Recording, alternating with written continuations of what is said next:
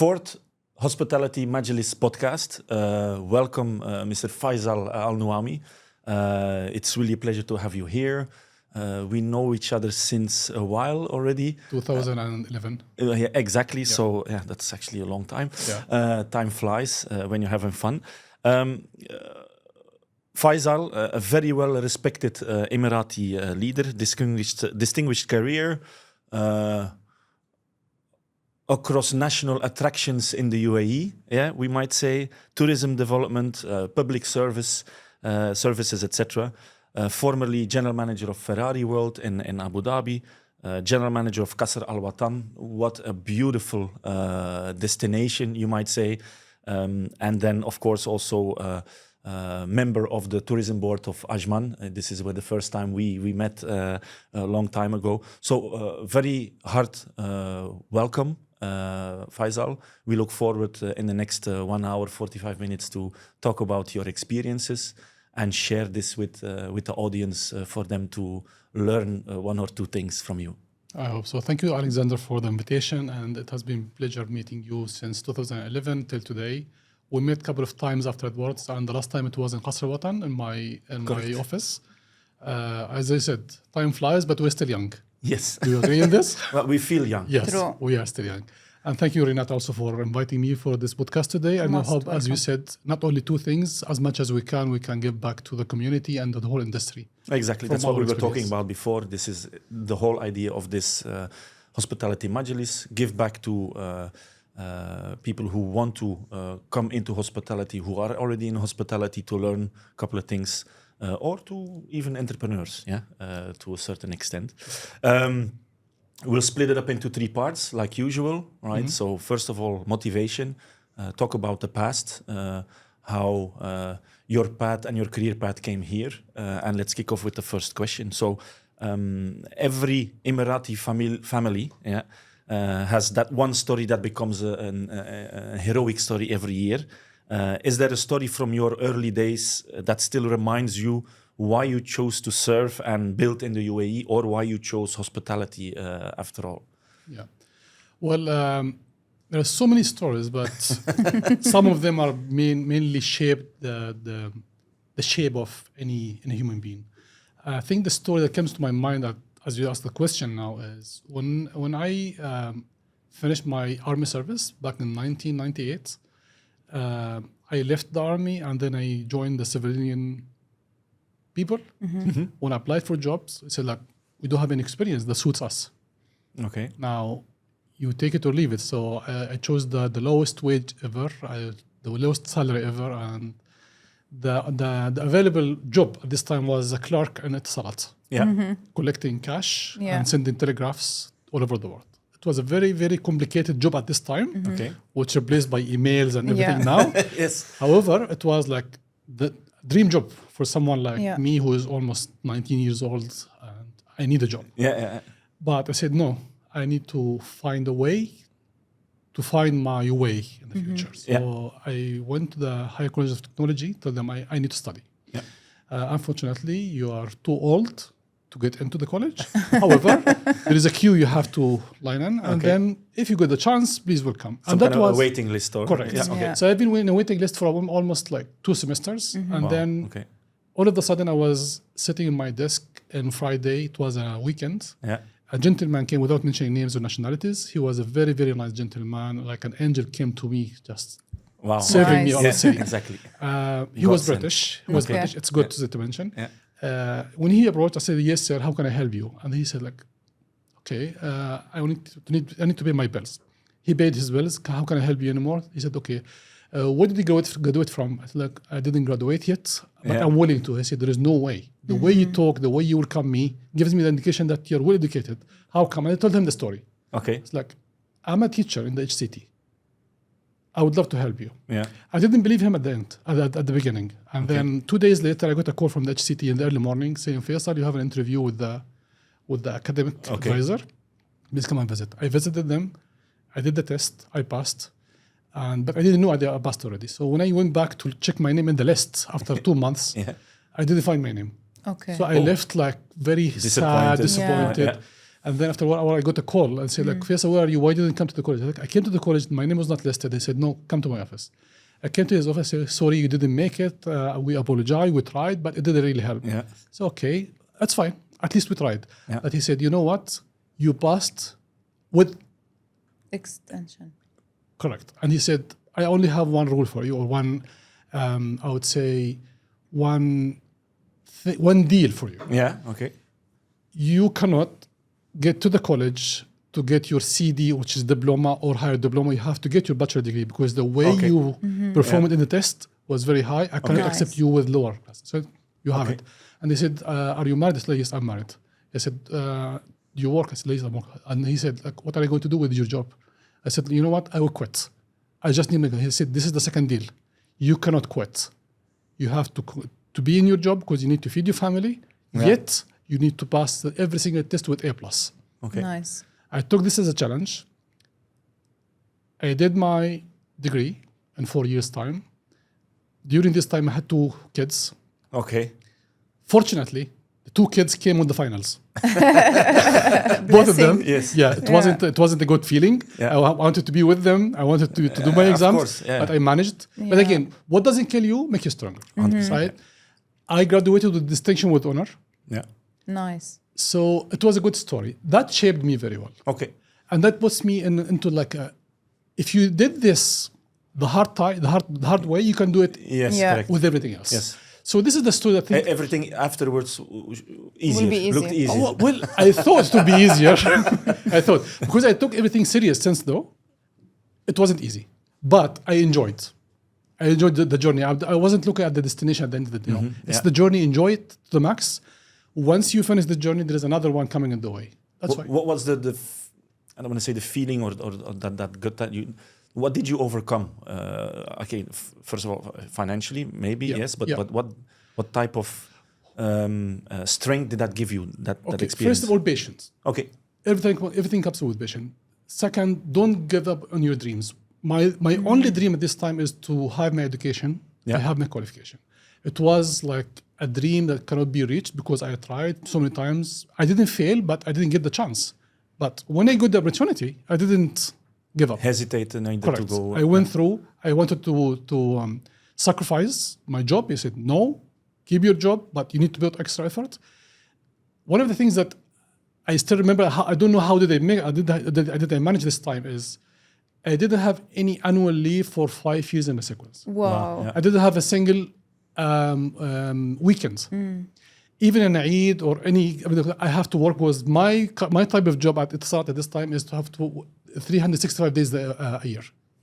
So I choose to have like half day off instead of 1 day off. No annual leaves for 5 years. However, it paid off later on. And Nice. I mean, that's not patience, that's more grit and perseverance. Correct. And especially grit. I mean, this is where. Correct. So everything after these 5 years became kind of easy for me because I lived a harder situation. I said, I did it before, I can do it anymore. Yeah, because patience would be just sitting in your sofa and not doing it. Correct. Yeah. This So is, that was the story thing. I think shaped my wow. life. Yeah. Well done. Thank you for sharing. Faisal, which part of Emirati heritage shaped the way you see hospitality in general? Not as industry, but as cultural duty? Okay. I think the best story to tell everyone, when I was appointed as a general manager of Ajman Tourism Development Department, which you referred to at the beginning of the podcast, I was asked by His Highness at this time, what can we offer to Ajman community and the Northern Emirates community that no one else offered yet? My answer was, Your Highness, we need to visit the other Emirates who has done something different than us as a benchmark. Yes. And then we customize something that suits our needs, suits our strategic partners, such as Alexander was one of them at this time as in the hotel and other hotels. So what we have done, we invited all the stakeholders and the end users, telling them what is missing from your point of view, because these guys are meeting the guest every day. And they get the questions, the hard one. What can we do in Ajman? Yeah. What can we do here? Where can we go? And the choices at this time very limited. Yeah. Our job as Tourism Development Department is to enrich the market at this time or the industry. So we came up with the idea like we need to have a festival which can offer and produce and showcase and represent the culture and the heritage of the UAE, not only Ajman. And what can we offer? What do we have? And we came up with Ajman Liwa Date Festival. Correct. We brought it all the way from Liwa to Ajman as a partnership. And it was one of the most successful events and it's still happening till today, since 2013. And every day gets bigger and bigger. And that's nice because it complements, of course, what's happening in the UAE. Correct. Wow. So what happened with hospitality here? We didn't say, okay, we will just bring you people from all around to stay in your hotels, other than we wanted them to be part of it. We invited each hotel to come and to do kind of dishes related to the UAE heritage and culture to offer to our guests when they visit the festival. And we had all the cultural dances, we had the dates, the competition, the visitor competition, the crafts. It was amazing. 5 days of full activities. A thing that alerted me that people, when they decide to visit another country, not only the UAE, they wanted to see the authenticity of this destination. I agree. What do we have is what we offer. Do not come up with something not related to your country, not related to your culture. Be authentic as much as you can. And I'm so proud that me and my team managed to do this, and it's still happening till today. Yeah, absolutely. And what I think is very important,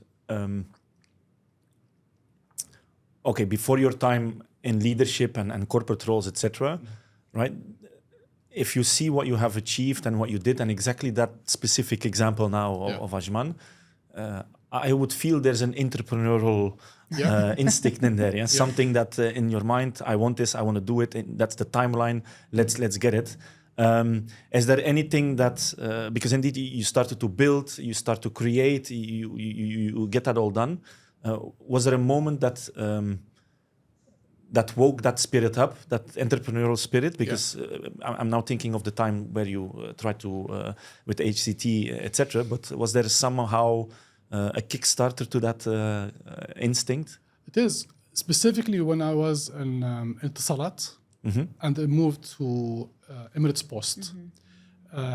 Here I learned what does entrepreneurship means and what does SME means and corporates means. And every one of those groups think differently. Their needs are completely different. The services that they require from private or government sector are completely different. The way they talk is different. The experience they expect is different.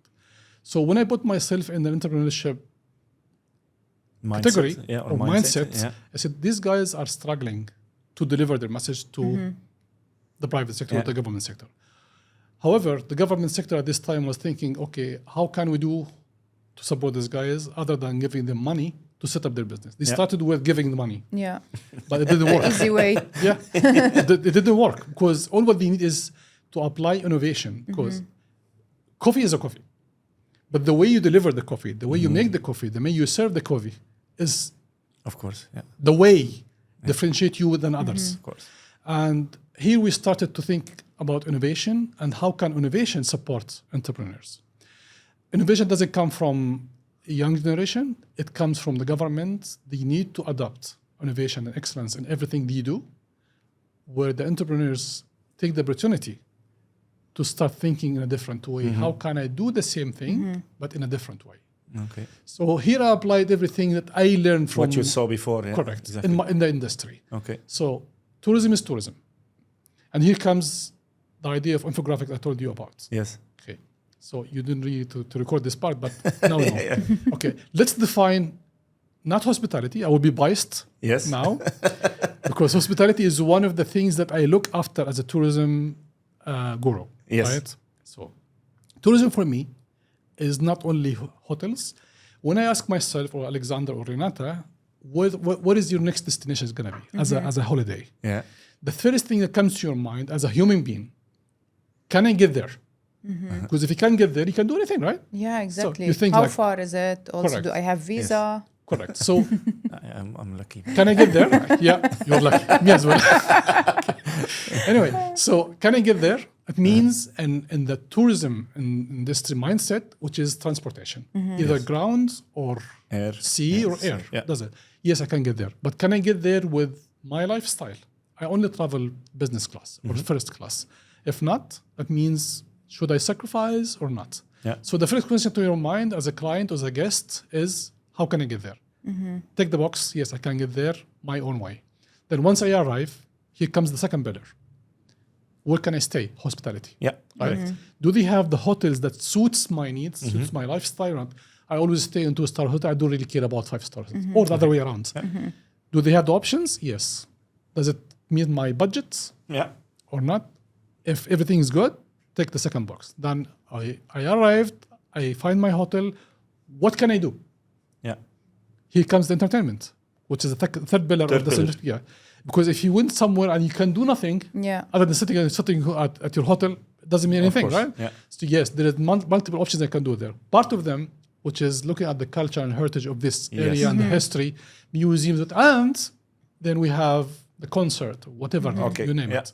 Yet there are multiple options I can do. I can spend 5 days doing multiple things. Correct. Then I need to eat. Yes. Yeah. Comes food and beverage. Yes. Which is the fourth pillar. Yeah. Do they have the kind of cuisine that suits my needs, suits my diet, suits my beliefs as a religion, whatever?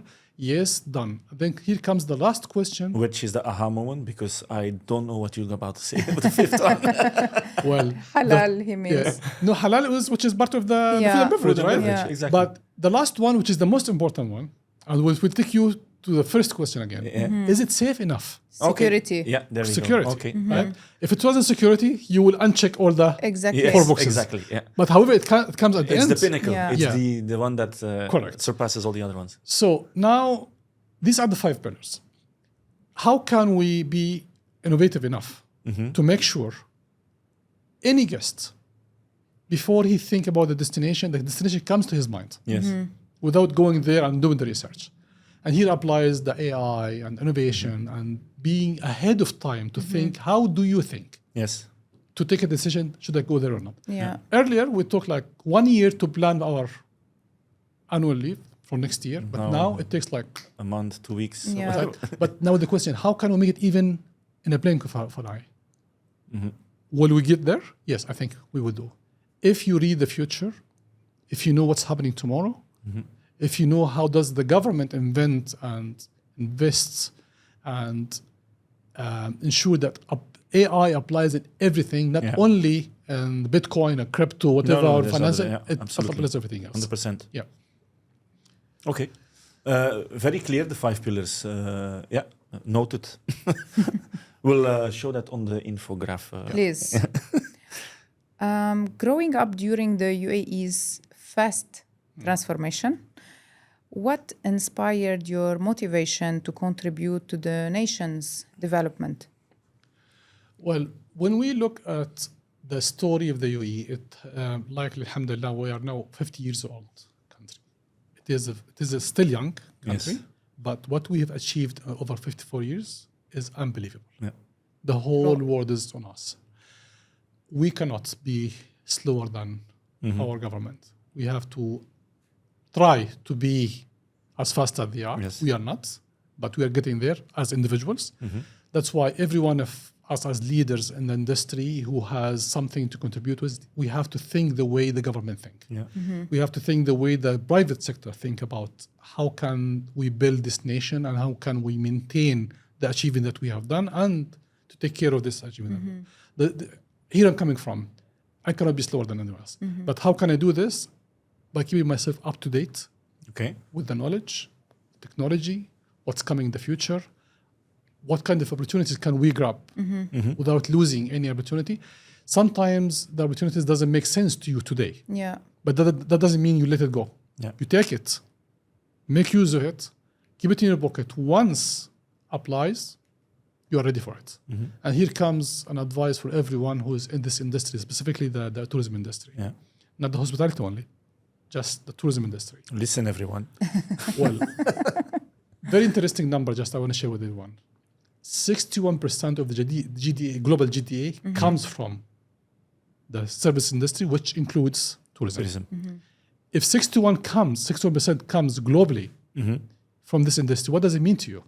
It means it is your dream job to be in this industry. But now it's not only hospitality. I told you there are 5 pillars Yes, you correct. can choose from. Yeah. Okay. What suits your personality? So I have chosen to work on all of them all together, Yeah. which I was so lucky. Yes. I was Yeah. specialized maybe into the entertainment for the past 6 or 7 years, which is, as you said, Ferrari, Watan, Qasr, Watan, the Palace of the Nation. It was a privilege. I learned a lot in these 6 years about the operations, the guest services, guest experience, you name it.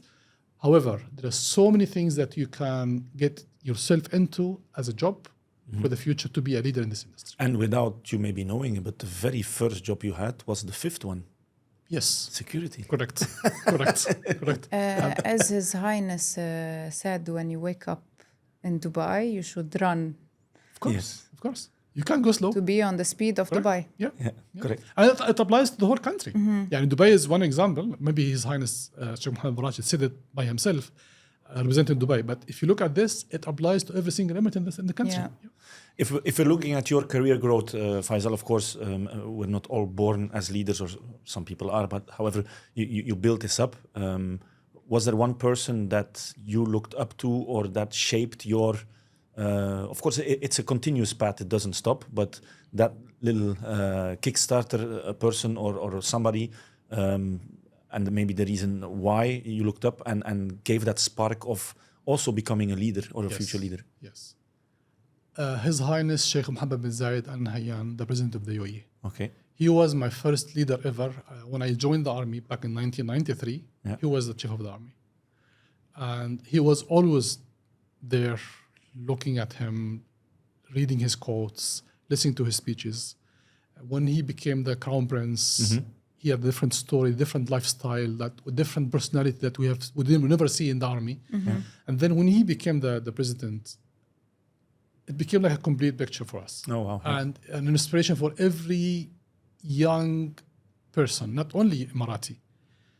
How can I be similar to this big father for all of us? And still today, he's inspiring me with every single thing that he says he does. If there would be one thing that you would say, okay, this is something I take away and apply vividly, what would be that?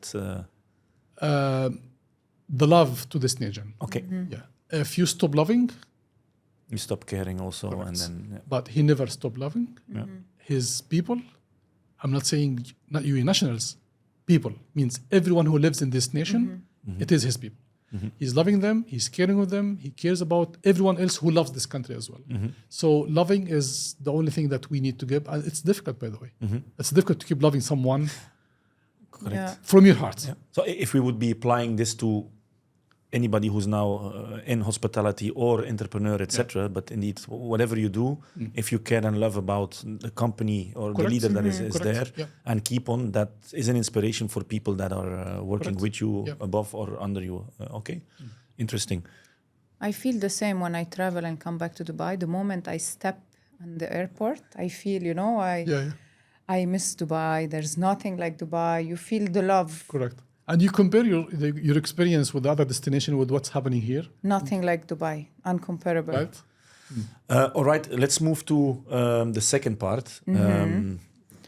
More on education side. Yes, Yeah. which is the now, right? The present. We know that you are, I hope, happily retired as a former I general, do, believe me. as general manager of former of Ferrari World. But let's talk about now and what's happening here in the UAE with you yourself as well. Anything that can be taken from you as advice to other people as well. So, what is the most unexpected source that you learned a valuable lesson or something from? Yeah. So you talked about His Highness already, the army. Then you had somebody in when you were which HCT. Yeah. Was there an unexpected source? It could Yeah. be a guest, a child, a mistake, a random moment, something that taught you more than any other book can learn you about. I think the most interesting lessons you learn in your life it comes out of nothing, without plans, from people you don't expect even to see. This has nothing to do with my career at all, but I was going through a difficult time when I was 39 years and 10 months, 11 months, approaching the 40, which is the golden age, as you say. But you remember very well. Because I still remember it. It's happening now. Yeah. Now I'm 48 years old. That happens like almost 9 years ago. So I was going through a very, very hard time in my life, without mentioning the details, but it was really hard time. Okay. Lots of thinking, lots of decisions I wanted to take, but I don't have the courage to take them. I think every one of us went through this. Absolutely. Right? Yeah. At certain point. But it was in my 40th. Yeah. I know the date as well, if you want. Correct. Yeah. So I was coming back from abroad on a business trip. I was waiting in the line in the airport. There was a couple behind me. They're almost like 60, 70 years old. Okay. I was like thinking, and I was even looking at the counter in front of me. And the lady behind me just tapped on my shoulder and said, "Are you okay?" It's like, "Yeah, I'm okay." I said, "No, you're not."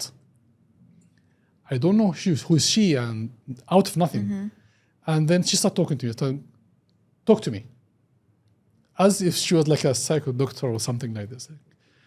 I'm okay. I said, "Look, talk to me. We still have a long time to go." We start chatting.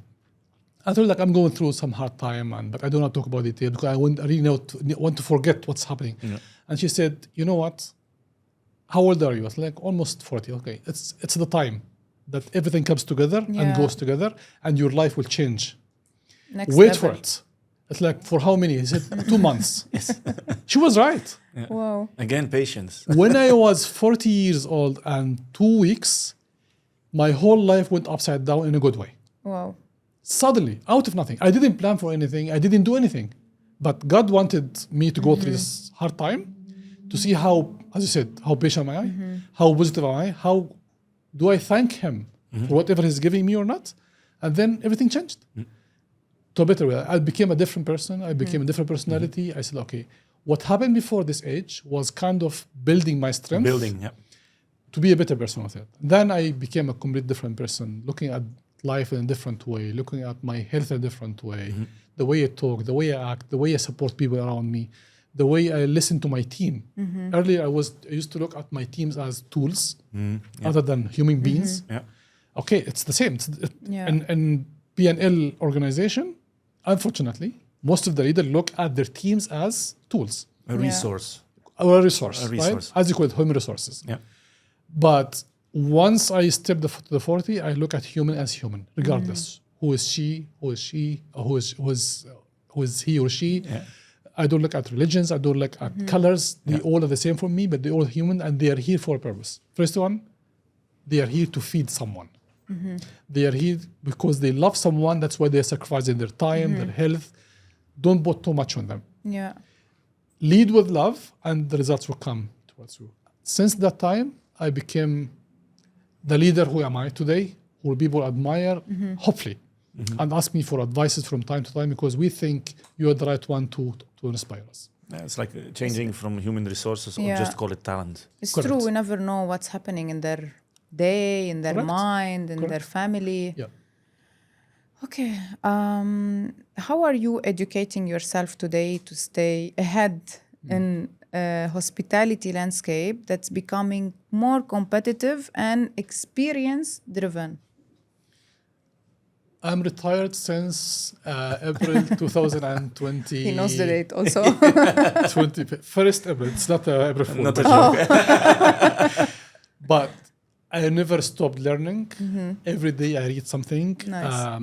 I have a hobby of buying lots of books before I retire, but I don't have the time to read them. Yes. Now I read a book at least every week. What type of books? You name it. Okay. I'll give you a story later on about one of the books, which is a bit funny. But or any recommendation for books for our readers? I will.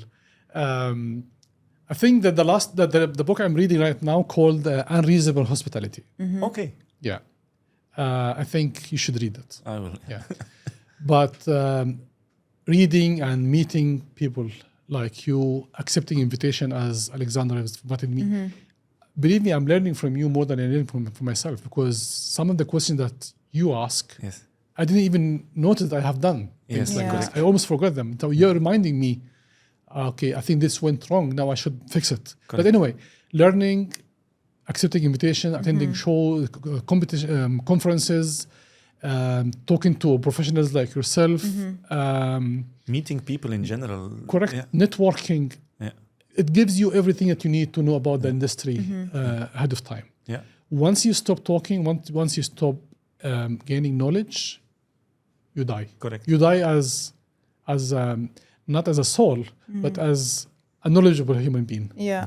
where people can ask you for an advice or consultation or whatever. Yeah, the line that I remember from this is also 20 years ago from another mentor was hearing the grass grow. Yeah. Yeah. I hear the grass grow. So that happens only when you meet people, Correct. you see people, and they Yeah. will tell you, even if it's gossip or not, Yeah. it doesn't matter, or they will let you something know and say, okay, and this is something that you can, you know what's happening in the market, which is so valuable nowadays. One of the things that I also keen to make sure that I'm aware of, numbers talks. Yeah. Unfortunately, some of the leaders in the industry, they don't focus on numbers, they focus on operations, and they forget about numbers. Numbers gives Yeah. you the indication of what's happening now and in the future. What happened now, you can't change it. It's Yeah. done. But what might happen in the future, you can change it. The way you act towards, the way you plan towards it. So reading numbers is really essential. I see that education is stages, how we started with kindergarten, then school, then university, and we were forced to go and educate ourselves by our family and parents, right? Yeah. And after we finish university, I feel like no one is forcing us to be educated, Correct. It's but yourself. it's only ourselves. And the more we really read and get educated is for our own future. And I feel that nowadays, not everyone really put this effort. Totally agree with you, because education became kind of an easy tool for people Yeah, to understand. I think they need to do like university for older people, Okay, that's a good right? idea. That's a good idea. Older That's a people, good idea. from me onward. We were talking about hospitality, but also entrepreneurship in a way. Might be a tougher question.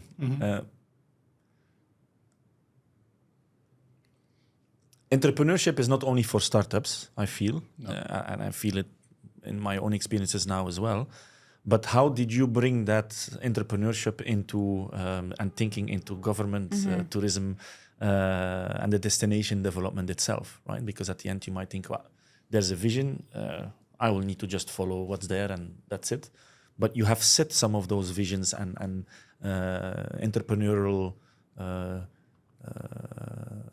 roadmaps yourself throughout Ferrari World or Qasr Al Watan. Okay, let me revert the question to you. Yes. Okay, what is the job? What is the main job of the government? To set I think this is a tougher question, yes, right? to set a ideally, and that's what we're used to now, is to set a vision towards the future. Perfect. Yeah, which incredibly this country does like no other. Okay, good. So the main aim of any government is to put through goals and aims, Yes. and supporting this with laws, regulations, policies to help entrepreneurs to jump in and to contribute. Yeah.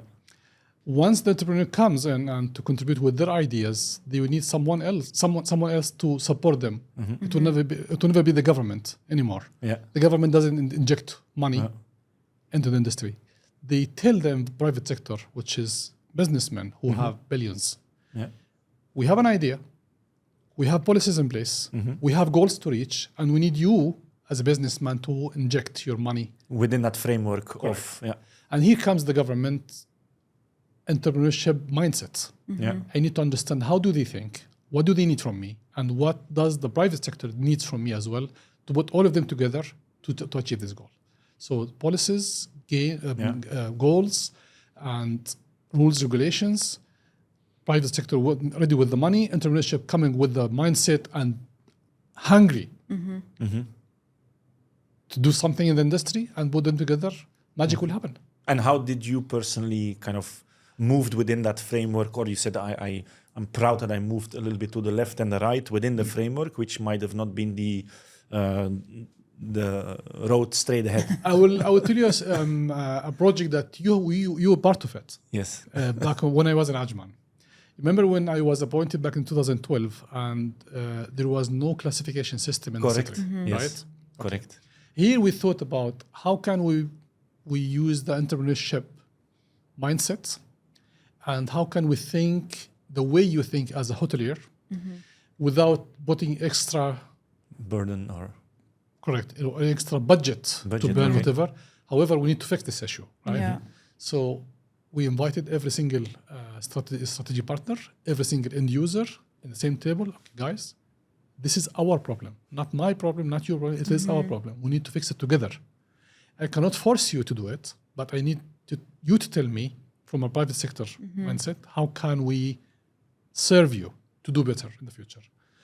And we brought in some entrepreneurship mindset sitting in the table. They have nothing to do with the case at all, but they were part of it because we needed them at one point. They will jump in and say, okay, we will be part of this game.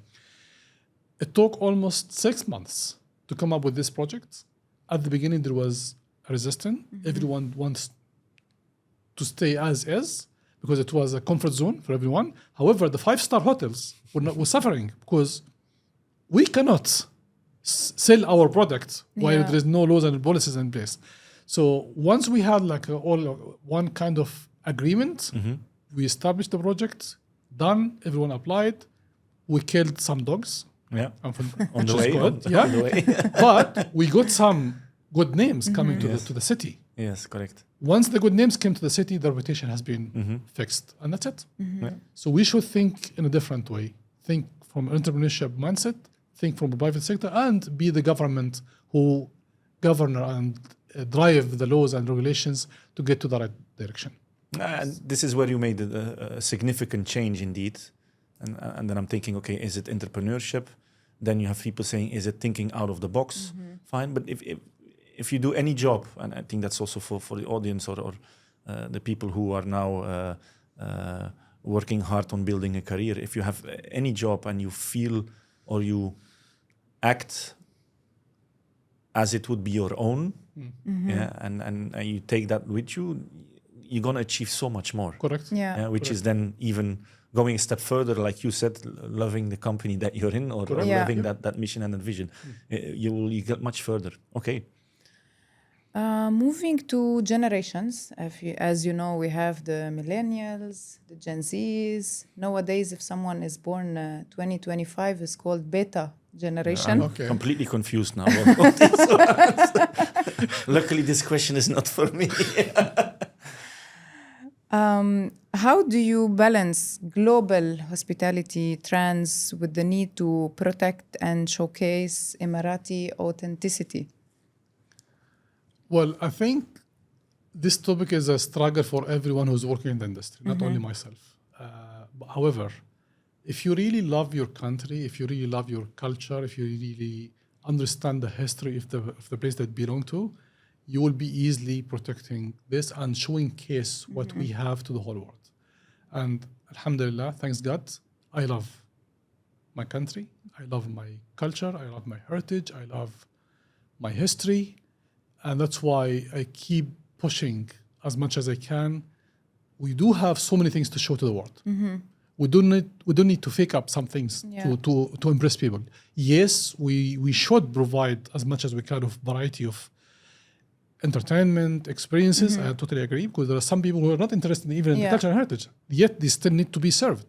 But the focus should be this, and then we have multiple options for you to do it. So I was lucky enough to be appointed when I joined Ajman back in 2009. My first job was as Deputy General Manager of Culture and Media Department. And when you ask, like, you're coming from Emirates Post, which is supply chain and supply chain management, all the way to media and culture. Why? Because I'm a UAE national. I love my history. I love my country. And that's why His Highness chose me to come and present this. And we did a great job at this time. So back to the question, we need to maintain, we need to believe in what we have in order for us to maintain it and to present it to the whole world. I might ask you a question now, which maybe is on the tongue of hoteliers as well, but you think the current generation of young Emiratis are in love with the hospitality as you are, for example, now? Or They started. okay. Back in 2012, when I was appointed as the GM of the tourism, working in the tourism, that means they want me to stay in the hotel and welcome people. That was the only thing they understand about hospitality or tourism at all. No, tourism is different. As I said, it's variety. There's so many things you can do in this industry based on what you love, or what you want to experience. So yes, people started to understand tourism and hospitality in a different way. There is so many things to learn, but they need to be patient. They need to start from scratch, from being a builder, all the way to be a GM and one of the 5-star hotels. But it's a long journey. It is. Yeah. You know better than me, right? Yeah, it's a very long journey. I think everyone who enters hospitality in general is so difficult to leave from it after many, many years. They will never leave for a reason because it's a different world. And the people you get to meet in daily basis, you will come, it depends on how many rooms do you have. You get to welcome like 5,000 people every month or whatever, different nationalities, different stories. Some of the guests are very sad or disappointed, or some of them are very happy. You have to deal with this every day. Yeah. If you love what you do, you will enjoy every moment, regardless what it is. If you don't love it, that means Not for you. But I've never met anyone who works in the hospitality industry and they're not happy. Yeah. I don't want to put a sticker or a stigma on it, but young Emirati future hospitality leaders are now wanting to into hospitality. I think the sales part is a good department to be in. Yeah, correct. Yeah. Maybe HR or human resources is also. I think from sales, anything is possible. So talking about HR, in my opinion, if the person who is going to lead the HR department in hospitality doesn't know what does hospitality means, 100%. he will never or she will never be able to serve the purpose of why they are there. Correct. They need to do the dirty job for them to understand whom they are hiring and how to hire people. Correct. And I think there's a lot of opportunities there. I think I was very lucky myself when I was, I think, 23, 22, where instead of doing an internship in Lausanne or Lyon, etc., or any other academy, didn't have the time. So for 6 months, I was able to actually go through every single department each month. So finance, kitchen, reception. Yes, I have cleaned rooms. If anybody would have told me, correct, you don't know what it is too, I know. I have cleaned rooms myself. I had the skirt and the little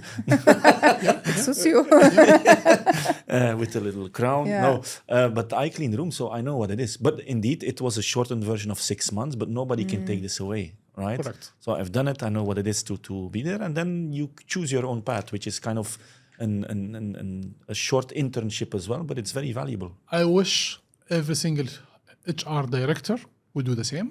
Because life would be much easier for us as leaders when we receive a newcomer to the industry. They know what is waiting for them. It's not a surprise.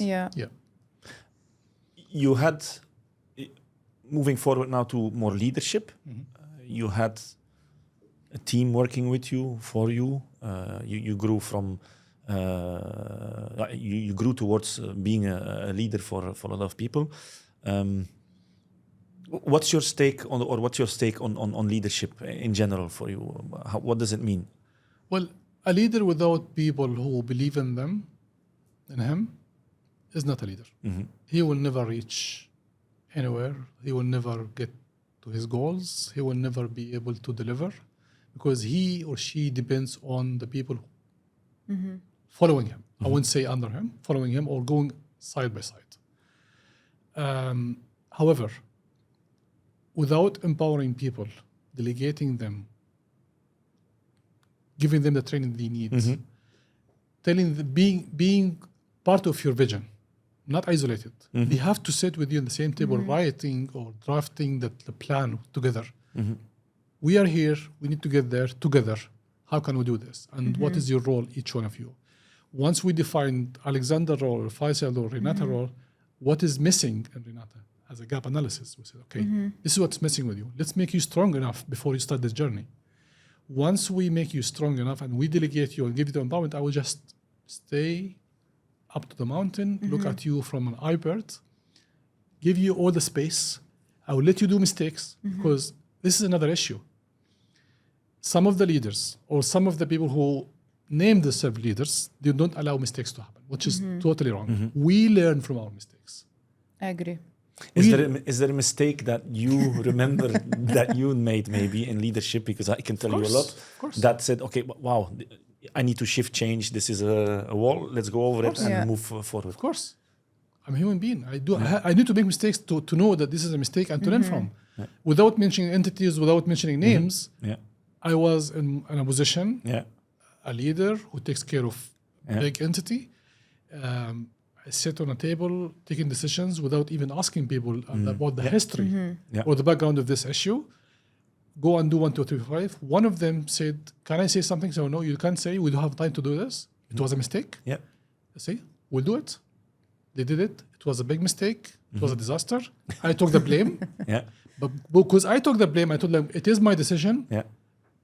I wouldn't say people forgive me, but they respected me. Yeah, They said, correct, okay, yeah. he knows he did a mistake and he admitted and he Exactly. protected us. Yeah, and you shifted the accountability from that person to yourself in a way. Yeah. Since that day, I never take a decision unless I sit with the right team, regardless what's the position. Yeah. Yeah. So learning from others is really important. Absolutely. Back to the leadership, empowering, delegation, training, giving space for people to do mistakes, accept this, jump in when they need the support, Yeah. and guide them all the time. Don't leave people alone, but don't micromanage them, Yeah. which people hates. Correct. Yeah. Let me do it and come and sit with me and look at the results by the end of the day. I mentioned this already before, I think a couple of times, but indeed, always good to remind if somebody didn't hear the other podcast yet. But there was a time where I thought that the only way how to work or be or work for a company is my way, which in 1 year time, I changed the team 3 times. Yeah. Just because I thought they cannot follow my train or the speed that I'm in, they need to follow. So instead of changing the team 3 times, was better to take the first team and mentor them into at least building or growing into potentially a better team as well. So these are hard lessons to learn. What proves my answer? Since I retired, I get so many calls, so many messages saying we miss you as a leader, not as a Faisal. We miss your leadership skills, your leadership style, that we always felt safe where we are. We never hesitated to take a decision because we know there is always someone behind us to protect us from any blames. And I feel proud of this. Yes, they didn't have the courage to say it when I was still, because they was like, I don't want to say this because I need something from him. But now he has nothing to do with us. Now I can be free to talk, which is 100%. really Nice. Yeah, and that suits you. Still talking about young Emiratis, in your opinion, what do young Emiratis entering the hospitality and tourism need to understand today to succeed over the next decade? First of all, they need to understand tourism and hospitality, which is part of it, is the second economic pillar in every single destination in the world. If this is the second economic pillar, that means it is my first choice to be in this industry. Second, once you define this, make sure you get the right education, get you an easy access to the industry. Don't just follow the trend of I want to be a mechanical engineer and you end up having a mechanical engineer certificate and you're looking into the hospitality. It doesn't work because your mindset will be completely different than what they have. Maybe you have the passion, but you don't have the qualification that support you to be there. Third, tourism, hospitality, food and beverage, entertainment, security, which is the 5 pillars I'm talking about, they need time to be a professional in this industry. It doesn't come overnight. As Alexander mentioned, you need to start from scratch, from below the zero, to build yourself to be a solid leader in the future, a solid professional. I wouldn't say a leader, at least a professional in the industry. It takes time. However, you're still young. Yeah. If you started today as a fresh graduate, 24 years old, by being 40, you should be a professional. But you need to do the hard work. You need to be smart enough. You need to connect with people. You need to learn. You need to update yourself with the knowledge that the industry needs to be there in this future. If you're just gonna take a job 8 hours every day and go to the office and do the job and go back home, it will never work. I'm not asking you to do 12 hours, but be smart enough to use these 8 hours the best way to build your knowledge. Correct. To make a change or Correct. Steer something. Yeah. Do you think this choice it comes from the culture at home? Of course. I mean, it's not the only thing, but at least every parent now should think the way we think as professionals in the industry. It is the future of the whole world. Who doesn't like to travel? Everyone, poor and rich. It's a dream. However, not everyone can do it, but once you have the money, you will do it. This is tourism. Yeah. Once you travel, you need to stay in a hotel. So it's an industry ongoing. It will never stop. It has been there since 10,000 years ago. Yes, exactly. It's still happening today, and tomorrow is going to happen again. So it's an industry with lots of hopes, and we hope that young generation will understand this is the future. Yeah. Excellent transition to the future. Innovation, our third part. How does the future look like? If you're able to break one rule, tourism and hospitality, or remove it completely to unlock innovation, which rule would you break? You will get some people disappointed on this question. Well, I'm not being biased or whatever, but however, I hate the concept of DMCs, destination management companies. I've been working in the industry for a long time. I've been dealing with these guys for a long time. I believe they are controlling the market to the point that everything moves their way. Yes. When you want to apply innovation, it doesn't work this way. You have to be very flexible, very agile to get innovation into the industry, to serve the end user, which is the guest. Yeah. They still want to do everything the old school way. It worked for some time, but it will never work in the future. There's young generation nowadays. Why should I go through DMCs and tour operators and travel agents? Why? Why do they still exist? I understand you need a job, but AI will never replace you unless you're not up to date. Exactly. You have to update your knowledge. How can I adopt AI in my business to have more time to think in a different way, yet the service is being provided? So, an example of what I mean here. If Faisal now lives, I'm from Argentina. I'm not from the UAE. I wanted to visit the UAE. Why should I call a DMC or look into a website, look at what can I do in Ajman or Dubai or UAE, and then I have a list of choices, and then I'm lost. The only option I have, the DMC called Alexander. Alexander, okay, what can I do? Okay, pay me first to give you the advice. Absolutely. Yeah. once he paid for the advice, once he paid for the advice, now pay me to get you the tickets and whatever. And then you end up paying a lot of money, staying for 3 nights. You can do the same, paying the same amount of money, applying AI without people or human being interaction, staying for 10 nights with the same cost. Who is benefiting from it? Everyone is benefiting, right? DMC is to here. But how can we do this? A simple AI platform. Look in your persona, Alexander. I'm 30 years old. I have a wife. I have 3 kids. Thank you. I'm trying to be Reminder. right. I have a wife. She's 25 years old. I have 3 kids. These are the ages. These are our preference of diet, our cuisine. We would love to visit the UAE, and these are the activities I would love to do in this country. Without mentioning names or looking at, then this platform will create your full experience. itinerary. Correct. From leaving home back in Argentina, coming to the UAE. We believe you are someone who loves to ride fast cars, as you mentioned. One of the options is to go to Ferrari World, riding the Formula Rossa, the fastest roller coaster in the world. Exactly. Who doesn't like it, if you like that? And then your kid loves Emirati cultural cuisine. You can go to Ajman, visit the XYZ. And then you have everything together. Now, the system will lead you to the right DMC without asking you to pay extra money because the system make it shorter for you. Yes. Then, okay, now we'll go there and these are the tickets. And then the system wants to give you alternative, like go Emirates Airlines or Lebanese Airlines or whatever. And then based on your budget, everything will be constant.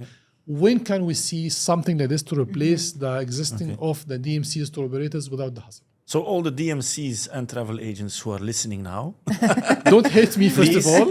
use that platform, share your comments. We're happy to respond and have a discussion on this topic as well. Maybe we should invite a DMC next time. Yes, I agree. Yeah. And we'll have open that conversation. Now that you've stepped into this new chapter of life after retirement, first, how does life in Faisal's retirement day looks like? And what are you most excited to explore, learn, experience? Okay, there were so many things I wanted to do when I was Working. I couldn't do because due to the lack of time, lack of... No days off. Correct, no days off. Actually, working in this industry, you cannot have days off. Yeah. Although they say it's a weekend, but in fact, it's not a weekend. No. You're always on call and you always be ready. And this is one of the things that you need to sacrifice when you go into this industry. However, there were so many things I wanted to do at this time, but I sacrificed to achieve as much as I can before I retired. But for me to be able to do these things, I have to look at my health, look at myself long time ago. Otherwise, you will not be able to do any of these things. So, for example, I love being outdoor, doing my sports, diving, swimming, running, cycling, motorcycle. We cannot do any of these activities unless you are healthy enough. So taking care of your health during your career, which is having this kind of work-life balance, is really important. It is not easy, but once you believe there is one day you will need this and you believe in it, you will be able to do it. Yeah. So an advice for everyone who is planning to retire, if it's still early to retire, take care of this part. Yeah. Yes. So I'm doing lots of outdoor activities, Nice. lots of travels, and I also have lots of connections rebuilt, which is unfortunately I had to let go when I was working. Lots of reading. I don't like to be outdated, so reading is part of it. Nice. And in the future, inshallah, I'm also planning to do kind of freelancer consultation Very when good. it comes to my passion and my career. Yeah. So I'm open for this, for anyone who wants to do so.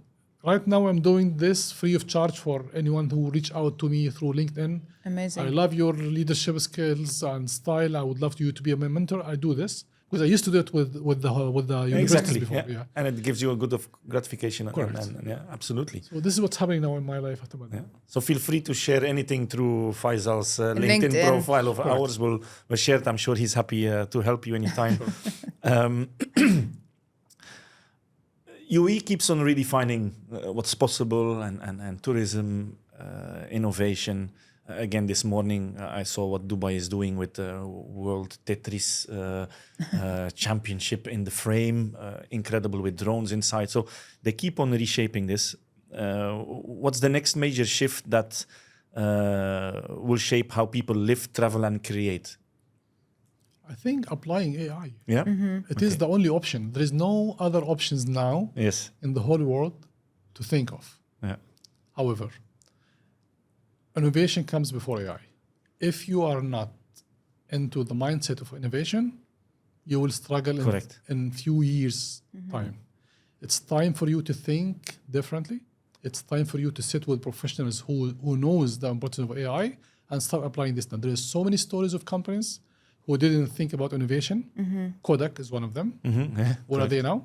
They used to be the only one filmmakers, whatever, but now there is because they didn't believe in digital, right? Yes, correct. That's why they died. Nokia, as a telephone company, Same. again, BBM to us one. yes. So there are so many stories to tell you. So learn from these mistakes and don't wait until time passes and they say, I wish if I had the time to go back and think, how can I apply AI or to believe in AI? So AI is the future. Yeah. And if we would apply this to, again, to the listeners and people who are in hospitality, working day to day, maybe not the leaders, but the future leaders, that innovation, I mean, might not be AI, or at least you can utilize it to your benefit to say, look, this is what I do now. This is what I do day to day. This is my job. This is how it goes. And run it 20 times through the AI and say, how can I make a difference? So my leadership knows what I'm doing, sees what I'm doing, and I can do a significant improvement to this role that was taken by somebody else before. Yeah. But Yeah. now I take it and I made a difference. Yeah. And Yeah. I think this is where, because that advice sits with you, maybe sits with us here around the table, but you might not always want to or dare to ask it. Yeah. Not everybody has one or two or three mentors around them, and their direct leader, they might not immediately dare to ask. Yeah. Yeah, because if you ask, then you might be perceived as weak and not know Yeah. this. This is where AI has a little advantage, because you can plug all those doubts in something which can take experience from all over the world. Correct. People need to understand AI will never replace human beings. No. Yeah. AI is there to support Yeah. you to, As a to tool. do things differently, more efficient, cost saving, and to think ahead of time. If you think this way, you will be safe enough. Yeah. If you think it's a weapon against you, that'll help you. Correct. Yeah. Looking globally, which emerging trend, technological, culture, or human, do you believe will have the biggest impact on the way we work and live in the next 20 years? Besides AI, if there's anything else. Maybe robots now. Robots. Yeah. Today I was looking at, I was watching the news, and they said now they have robots who fights. And they said, okay, the question now, will these robots fight each other or fight human beings, or we will fight the robots to survive? It's a question. Yeah. No one knows the answer, but I think robots is shaping the future now. Maybe these robots will replace some jobs in the future. You might hire robots, Of course. the company. If I had the option, And in hospitality, how would you see that? I Next think 20 years? Check-in is already kind of something there, but we were talking about 8 years ago already of check-in kiosks, etc. Fine. Airlines, yes, it's already there. So I don't know how much percent, maybe you can tell me, but I think 30-40% of check-in now there's no Correct. human involved anymore. correct, yeah.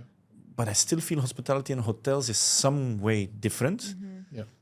Of course, not in a hostel or a 2-star hotel or a hotel around the road, but going up from 3 to 4 to 5-star and luxury, human beings cannot be taken away. Yeah, you still want Or to do see you- the people do you agree welcoming or- you. or- I agree with you, but again, when we look at the, I don't know what's the right term when you say the cost-saving hotels, Yes. the commercial hotels. Yeah. They might apply Budget hotels, sorry. Budget hotels, yeah. Yes. The budget hotels, they wanted to keep the service high yet cost effective. They might apply the AI and the robots to replace human beings, which is costly on them, because they don't really care about the Correct. experience other than people wants to stay over and they leave. Correct. Yeah. But when you talk about 5-star hotels, luxury hotels or resorts, no, you still need this human being interaction. Because when I leave home to stay in a 5-star hotel, I left home because I have a home, but I need a different experience. I need to see different people. I need to be served in a way I'm missing home. You cannot let people go, and you need them to be always there. It will take some time to replace humans in the hospitality industry, but it's happening. Okay. It's happening. Let's apply this now to the UAE, right? So, Last question. almost. Almost. If you had to describe the UAE's future in one sentence, and not the plan, because we know kind of, but your feeling, what do you want people to experience when they think of the UAE 10 to 20 years from now? I wish people will not think about UAE as high-rise buildings and Okay. tallest towers, whatever. Yes, we do have this. Yeah. But what we have for people from all over the world, we do have history, we have culture, we have heritage, we have authenticity. Come and try. It will be there forever. Every day we build a new iconic attractions. The last one was Sheikh Zayed Museum in Saadiyat Island. It's an amazing place. It talks about the country, it talks about the history. So this is going to be there forever, not only 20 Correct. years, Yeah. Yes. for ages to go. Yeah. Okay, so fully understand, and I think that's Yet we still have whatever you need to see besides the Yes. culture and heritage and the history as well. okay. If a young Emirati leader is listening now, what is the one lesson you hope they carry forward about leadership, entrepreneurship, and serving the community? Well, I think Alexander mentioned something at the beginning of the podcast. Will people born as leaders, or they become leaders with Time. with time? No one is born leader, in my opinion. You might be born in a position to be a leader, but doesn't have to be a leader, right? But what shapes you is what you go through in life once you are born till you become a leader. So that takes time. It takes patience. It takes lots and lots and lots of knowledge to gain from people around you and from books and from whatever you name it. I think grit is a word that I used before. Yeah. Right? Yeah. Yeah. So this is an advice. Be patient. To get there, you need some time. The second thing is choose the right major at college to get to your destination. Do not miscalculate things because Renata went to media and PR. Renata went to media and PR because she loves it. Because it's not because it's easy major to do, because she loves it. So don't follow Renata because you love Renata. No. Choose your major based on your passion. What do you want to do? Your passion should come from what does the industry need today and for the next 20 years, which is usually your time of retirement. Okay, I need to maintain my job for the next 30 years. What does the future need? Not today. What do they need in 30 years' time from now? This is how we decide where to go forward. Unfortunately, there's so many young people doesn't think this way. They think, what is the easiest way to get my qualification? Yeah. And then they pay the price later on. Fourth, whenever you have someone who is a leader and he's being hard on you, he's being harsh on you, believe me, he doesn't hate you. He loves his job. It's not personal. Correct. He loves his job. He has commitments. He has targets to achieve. He have KPIs. He have so many bosses above him giving him hard time. And by default, he has to give you a hard time to achieve. At one point in your life, once you leave Alexander or Faisal behind, in 10 years' time, you said, I wish if I listened to Alexander or Faisal at this time when he advised me to do this, or when he was tough on me. He was tough on you because he wanted you to be better. He wanted you to be stronger. Some people are very soft when they talk, which we understand, but not everyone. Specifically in this industry. The amount of pressure that we have in the tourism industry overall, hospitality in particular, it's not easy. You have targets to achieve. You have people to satisfy. You have service to be delivered with expectation. You have operation coming in the background. Yeah, there's so many things you have to take care of. And the last thing I need is someone to debate with me on a decision that we know this is the only way or this is the right way to do it. Yeah. So be patient and listen to your leader, and you will understand where he is coming from, where she's coming from, when you be in his position one day. One takeaway maybe for some leaders listening as well, that would be one of the key questions I would ask anybody if they would join a team or in an interview, would be you have worked with several leaders already in your career, right? Some good ones, some less good ones, some of them that it really didn't work out. I would ask them, give me one example of each, a good one and one that didn't work out super well, or it was not the same rapport. Give me an example why it worked well and what didn't work well, and how did you work around with this, or what did you apply in your own leadership to tackle that? It's an important one because immediately then I see, or you feel, okay, this person has grit, or they gave up. They said, okay, you know what, this happened. I decided to leave and I resigned. Okay, but on the story, I know immediately if the person has patience, grit, and the persistence or not, and see what he took with him or herself towards it. So I think that's very important what you mentioned as well. I have one last question before we end the conversation. It's for me mainly, or for anyone listening. When would be the right time to retire, or when do you know that you're ready for retirement? Well, it depends, Renata, on your life. So for someone who is like me, I had a plan 30 years ago. I said I wanted to retire healthy, first of all. I have to be healthy. I need to retire when my dependent are fully independent. Yeah. Because I don't want to worry anymore, right? True. I wanted to retire when I have a good salary where we can live same lifestyle without any Financial freedom. Correct. And when I have everything in life that I need for my family to be satisfied and happy. Okay. Once I fulfill all of this and say, okay, now it's an option for me. Do I still have something to give to the industry, to the community in my position? And then do I have the right replacement to replace me when I leave? Or I'm going to create a gap, and this gap might destroy my legacy after I leave. Once I know that everything is settled, then it's time for me to step out and to give an opportunity for someone else to shine and to give to the community, and also for me to enjoy life and to do things that I wanted to do a long time ago, but I couldn't. I was lucky enough. My plan went very well. I've done 32 years of service. So it was an easy decision for me. So you know what? Time off, and let's leave. Congratulations. Amazing discussion. Thank you so much. My pleasure. It was a pleasure to have you today on the show. Thank you for all the motivation, the stories, the amazing even advices you give to the industry. We enjoyed it a lot, and good luck for any travel or any step you will make. And follow us on Hospitality Majlis. Follow if you like the show. Share it as well. Thank you.